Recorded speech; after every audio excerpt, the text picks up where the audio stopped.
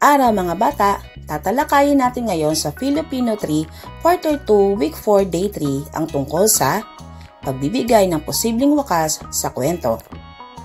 Before we begin, please don't forget to like, share, and subscribe. Thank you!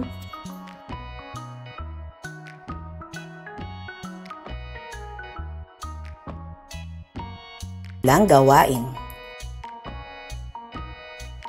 Magandang araw mga bata!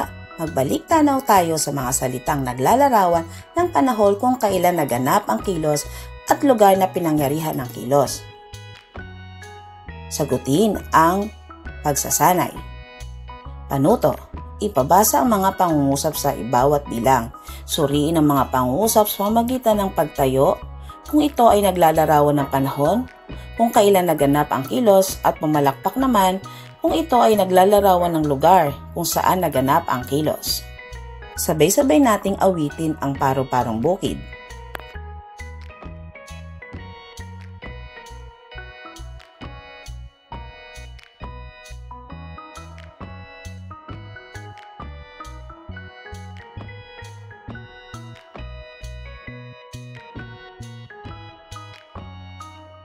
Matapos ang sama-samang pag-awit, sagutin ang mga sumusunod na tanong. Narito ang mga sumusunod na kasagutan.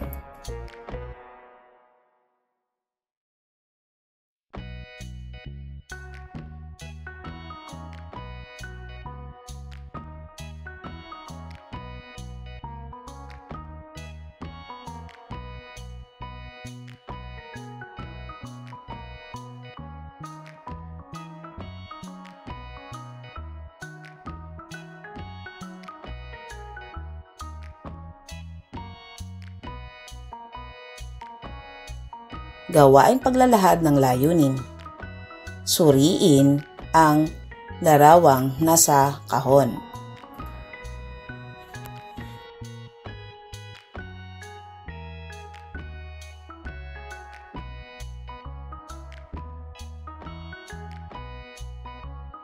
Sa tingin ninyo, ano ang maaaring mangyari sa batang nasa larawan? Ano sa tingin ninyo ang magiging posibleng suliranin sa kanyang ginawa?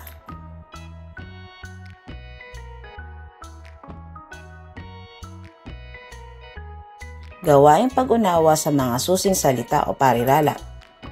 Basahin at unawain ang pangungusap sa bawat bilang.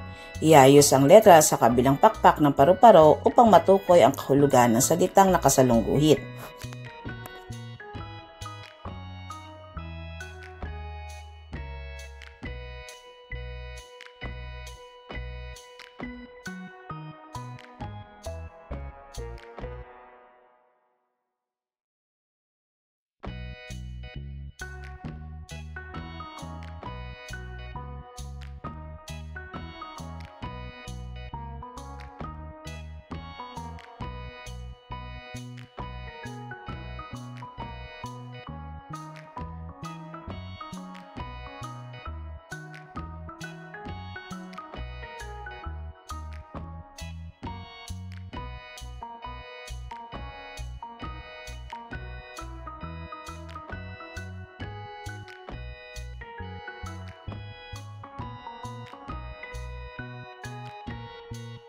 Pagbasa sa mahalagang pag-unawa o susing idea.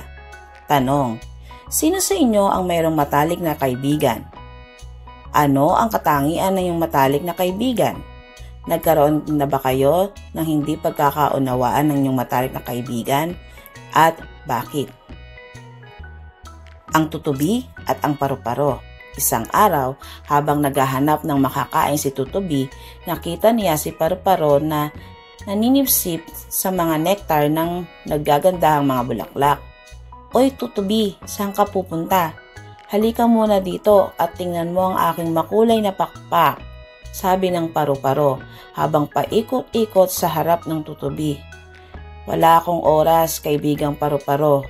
Kailangan ko pang maghanap ng makakain at ako'y nagugutom na," sagot naman ni tutubi. Pagpapaunlad ng kaalaman at kasanayan sa mahalagang pag-unawa o susing idea. Tanong: Sino ang dalawang magkaibigan sa pabulang binasa o napakinggan? Tumpak, ang dalawang magkaibigan ay si Tutubi at si Paru-Paro. Number 2. Ano ang kaibahan ng pakpak ni Paru-Paro kay Tutubi?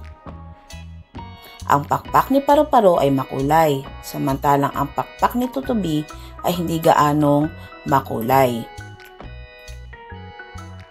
Kung kayo si Paru-Paro, ipagyayabang mo rin ba ang magandang kulay ng iyong pakpak kay Tutubi at bakit? Sagot, hindi. Dahil mas mahalaga ang pagiging mabait at masipag kaysa sa itsura. Maaari din namang hindi kasi baka masaktan ang damdamin ng kaibigan ko. O maaari din namang oo pero hindi para magyabang, kundi para ipakita ang kagandahan ng ginawa ng Diyos. Basahin ang pahayag. Wala nang magkakagusto sa akin.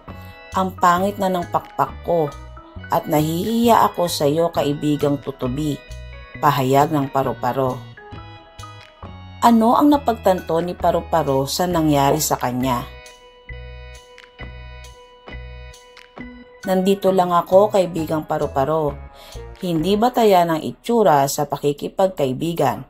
Ang mahalaga ay ang nilalaman ng iyong kalooban. Anong mensahe ang nais ipaliwanag ni Tutubi sa linyang ito? Pagpapalalim ng kaalaman at kasanayan sa mga mahalagang pag-unawa o susing idea. Bigyan ng wakas ang mga pangyayari. Nalungkot si Paru-Paro sa pagkaputol ng kanyang pakpak. Hina ng loob ni Paru-Paro sa pagkawala ng ganda ng kanyang pakpak. Pagtanggap ni Tutubi kay Paru-Paro bilang tunay na kaibigan. Narito ang maaring wakas ng mga pangyayari. Nang maputol ang pakpak ni Paru-Paro ay labis siyang nalungkot at nawala ng kumpiyansa sa sarili dahil inisip niyang wala na siyang ganda na maipagmamalaki. Ngunit, ipinakita ni Tutubi na ang tunay na pagkakaibigan ay hindi nakabase sa itsura. Tinanggap at inaliw niya si Paru-Paro at sinabing mas mahalaga ang mabuting kalooban kaysa sa magarang anyo. Dahil dito, natutong tanggapin ni Paru-Paro ang sarili at naging mas matibay ang kanilang pagkakaibigan.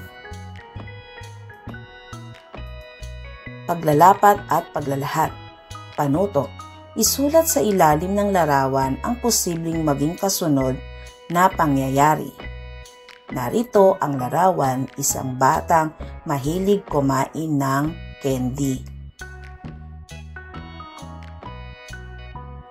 Basahin at unawain ang pahayag sa bawat bilang, isulat ang titik sa sagutang papel na nagpapahayag ng posibleng wakas ng senaryo.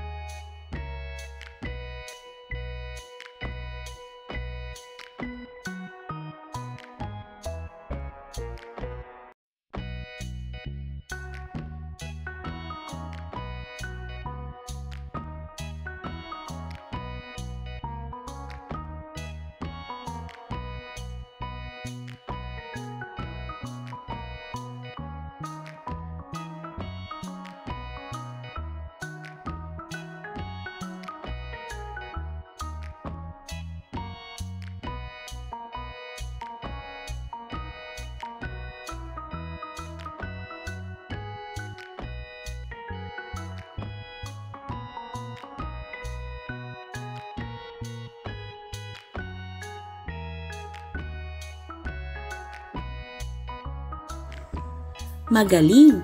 Natapos mo ang ating aralin sa Filipino. Tandaan, ang wika ay mahalagang bahagi ng ating pagkakakilanlan. Gamitin ito ng may paggalang, pag-unawa at pagmamalasakit sa kapwa. Patuloy na magbasa, magsalita at magsulat sa wikang Filipino. Ang bawat salita ay may kapangyarihang magpabuti ng mundo. Hanggang sa susunod na aralin, salamat at paalam mga bata!